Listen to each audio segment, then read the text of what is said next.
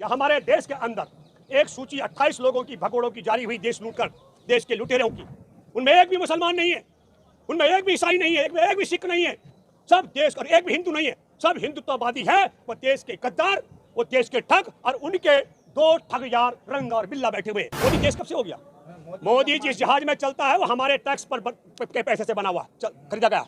मोदी जिस महल में रहता है, मोदी के देह में जो कपड़े हैं, मोदी के पेट के अंदर जो अन्न है, हमारा देशवासियों के टैक्स पर पलने वाला व्यक्ति है। वो जनता का नौकर है, प्रधानमंत्री की कुर्सी पर बैठा जनता का नौकर है वो। केरल के 100 ऐसे लोगों के नाम सार्वजनिक करो जिनकी बेटियों का जबरन धर्म परिवर्तन कर दिया गया है। मैं मान जाऊंगा मोहन भागवत तुम अपने बाप की संतान हो, अन्यथा झूठ बोलने की मशीन थे, मशीन हो और मशीन रहोगे। ब्रजभूषण शरण सिंह कब भाजपा सरकार में तब्दील हो गया और कब इस देश में आतंक फैलाने वाले, हत्या करने वाले, दंगा फैलाने वाला बजरंग दल बजरंग बली में तब्दील हो गया, ये जरा सोचने का सोच का विषय है। आपके सामने है कठवा के 8 साल की मासूम के बलात्कारियों के पक्ष में तिरंगा की यात्रा निकाली गई।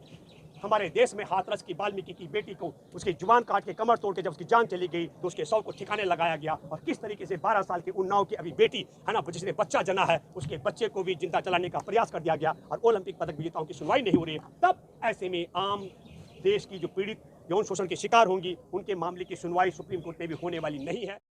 हम ये कहना चाह रहे हैं कि देश के प्रधानमंत्री ने भी संयमी मन की बात कही थी।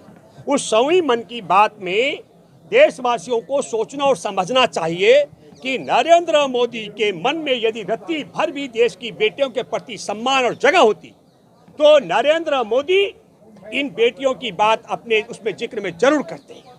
नरेंद्र मोदी के मन में कार्यकाल में ही मैं आपको बताता हूँ, 8 साल की एक मासूम बच्ची थी कठवा की, जिसका अपहरण करके मंदिर में रख करके गैंग रेप किया गया। आपको जानकर हैरान होंगे देशवासियों, तिरंगा यात्रा निकाली गई कश्मीर की सरकार में शामिल भाजपाई मंत्रियों के द्वारा। नरेंद्र मोदी ने उसके विषय में आज तक मुंह नहीं खोला।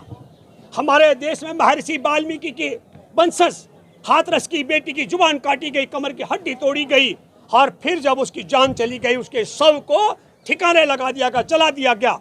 नरेंद्र मोदी ने मुंह नहीं खोला।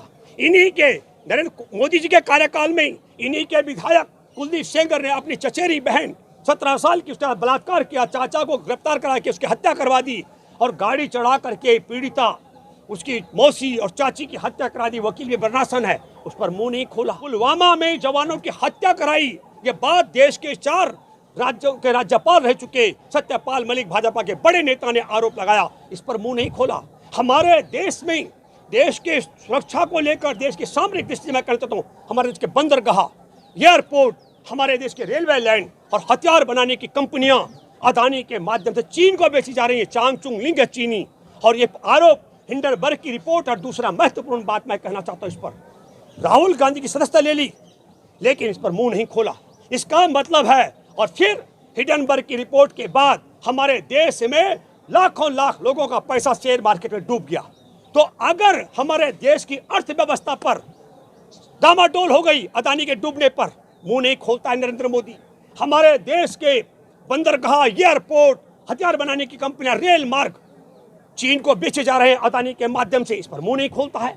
हमारे देश के जवानों की हत्या करवा दी गई, इस पर मुंह नहीं खोलता है। तब आपको सोचना चाहिए, जो देश की सुरक्षा पर, देश की अर्थव्यवस्था पर, देश की बेटियों के मान सम्मान पर और देश की मासूम बेटी में जो कहा, कुछ मैंने कहा कठवा से लेकर के और उन्नाव तक, और अभी 12 साल की मासूम बच्ची के साथ गैंग रेप हुआ, उसने बच्चा जना, बलात्कारी बाहर आए, उस बच्चे को जिंदा जला रहे थे, परिवार के लोगों को पीटा बेरहमी से, उस लड़की को मार रहे थे। तो आप समझ लो कि बेटियों के लिए कुछ की बात कर, हाँ, अभी नया दुनिया का ऐसा शायद ही कोई देश है जिस देश में केरल की बेटियां स्वास्थ्य कर्मी नहीं है।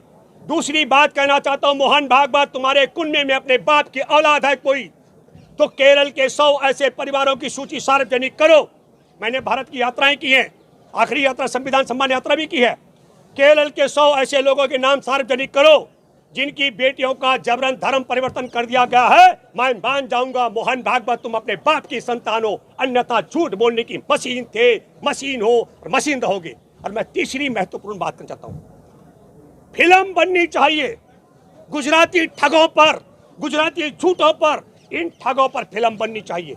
एक सूची हुई, एक सूची जारी हुई। मैं सभी गुजराती की बातें कर रहा हूँ, ठगों की बात कर रहा हूँ, मैं गुजरात के लोगों की बातें कर रहा हूँ, गुजराती ठगों की बात कर रहा हूँ। गुजराती लुटेरों की बात कर रहा हूँ। मोदी जी की बात एक बात सुनिए, अरे सुनिए भैया, हमारे देश के अंदर एक सूची 28 लोगों की भगोड़ों की जारी हुई, देश लूटकर देश के लुटेरों की। उनमें एक भी मुसलमान नहीं है, उनमें एक भी ईसाई नहीं है, एक भी सिख नहीं है, सब देश, और एक भी हिंदू नहीं है, सब हिंदुत्ववादी है। वो देश के गद्दार, वो देश के ठग, और उनके दो ठग यार रंग और बिल्ला बैठे हुए। तो असल में फिल्म बननी चाहिए देश में। राहुल गांधी नहीं बख्शे गए, आप भी नहीं बख्शे जाइएगा। आप नहीं, देखिए आप एक बात समझ लीजिएगा, राहुल गांधी नहीं बख्शे गए, मुझे नहीं बख्शेंगे क्या? मैं आपको बताना चाहता हूँ, जब तक देश में संविधान है, तब तक सच्चाई और मेरे शरीर में जान है, तब तक किसी की ताकत मेरी जुबान बंद करने की नहीं है। मोदी जी का अपमान देश का अपमान है। कौन से मोदी का अपमान की बात कर रहे हैं आप? मोदी देश कब से हो गया? मोदी जिस जहाज में चलता है वो हमारे टैक्स पर के पैसे से बना हुआ खरीदा गया। मोदी जिस महल में रहता है, मोदी के देह में जो कपड़े हैं, मोदी के पेट के अंदर जो अन्न है, हमारा देशवासियों के टैक्स पर पलने वाला व्यक्ति है। वो जनता का नौकर है, प्रधानमंत्री की कुर्सी पर बैठा जनता का नौकर है। वो एक एक टुकड़ा उसके पेट में हमारे देश का है, उसकी देह का एक एक चित्र हमारे देश का है। वो अलग बात है। अरे भाई सुने, रोज सुनाता हूं मैं, सुनते ही है मोदी। हम ये कहना चाह रहे हैं, ये जो आपने सवाल किया, मोदी की धमकी मत दीजिए। मोदी की धमकी उनको दीजिए जो पेगासस से डरते हो, जिनके काले कारनामे हो। आप समझ रहे हैं, हमारे देश के अंदर अभी आपका सवाल था बजरंगबली को लेकर के। अरे बजरंग दल पर प्रतिबंध की बात कही। एक है मोनू मानेश्वर, वो बजरंग दल है क्या? हत्यारा। आपको मैं बताना चाहता हूं, एक सिंधिया अभी जो भाजपा में चला गया, क्या नाम उसका पूरा, अरे ज्योतिरादित्य सिंधिया, उसका एक बड़ा बयान आप सुनिए। आईएसआई के साथ में गठबंधन है, बजरंग दल का पैसा आता है वहां से। और आपको बता दूं, आईएसआई के एजेंट पकड़े गए बजरंग दल आरएसएस के लोग मध्य प्रदेश में। मैं कुछ झूठ थोड़ी बोल रहा हूँ। बजरंग दल पर प्रतिबंध की, बजरंग दल पर प्रतिबंध की बात है। ये वीडियो पे बयान आप सुन सकते हैं। ज्योतिरादित्य सिंधिया का, जो भाजपा का बड़ा नेता है, पहले कांग्रेस में था, आज कुत्ते की तरह वहां बैठा रहता है चौखट पर। कुत्ते की तरह मैं बोल रहा हूं, पहले तो वो राहुल के साथ खड़ा होता था, अभी जहां मोदी जाते हैं वहां चौखट पे बैठा नजर आता है। इसलिए मैं कहना चाह रहा हूं, ये बहुत बड़ा साहसिक कदम उठा रही है कांग्रेस के बजरंग दल। इस देश के अंदर हर आतंकी संगठन को बंद किया जाना चाहिए, प्रतिबंध किया जाना चाहिए। पर मैं हैरान हूं, जिस तरीके से हमारे देश में महिलाओं का यौन शोषण करने वाला का आरोपी ब्रजभूषण शरण सिंह, यौन शोषण के खिलाफ जो धरना दे रहे हैं, उसकी गिरफ्तारी की मांग को लेकर के वो कह रहा है कि ये मोदी सरकार के खिलाफ धरना है। तो यौन शोषण करने वाला सांसद ब्रजभूषण शरण सिंह कब भाजपा सरकार में तब्दील हो गया, और कब इस देश में आतंक फैलाने वाले, हत्या करने वाले, दंगा फैलाने वाला बजरंग दल बजरंगबली में तब्दील हो गया, ये जरा सोचने का सोच का विषय है। नरेंद्र मोदी की जुबान पे मुझे तरस आता है, पर क्या करेगा बेचारा, अज्ञान कम पढ़ा लिखा व्यक्ति है। उस व्यक्ति को बजरंग दल और बजरंगबली में अंतर ही मालूम नहीं है। आप समझ रहे हैं ना। फिर मैं आपके माध्यम से देशवासियों को एक बात कहना चाहता हूँ, अमित शाह, नरेंद्र मोदी, मोहन भागवत में से कोई भी अपने बाप की औलाद है जो कबूतर में बुलबुल पे यात्रा कर ले, बुलबुल पर मौजूदा संसद भवन से, नई संसद भवन में, मैं दावे से कह रहा हूं कि मैं उसको 10,000 का इनाम दूंगा। लेकिन अगर ये बुलबुल पर यात्रा नहीं कर सकते हैं तो ये इतने झूठ बोलने वाले हैं, ये कहते सावरकर बुलबुल पर यात्रा करता था, इन पर यकीन मत करना। ये वही लोग हैं जो अच्छे डिनर 15-15 लाख देने का वादा किए थे। ये वही लोग हैं जो चीन को लाल आग दिखाने की बात करके भारत के बंदरगाह, एयरपोर्ट, रेलवे लाइन और हथियार बनाने की कंपनियां अदानी के माध्यम से चीनी चांगचुंग लिंक को बेच चुके हैं।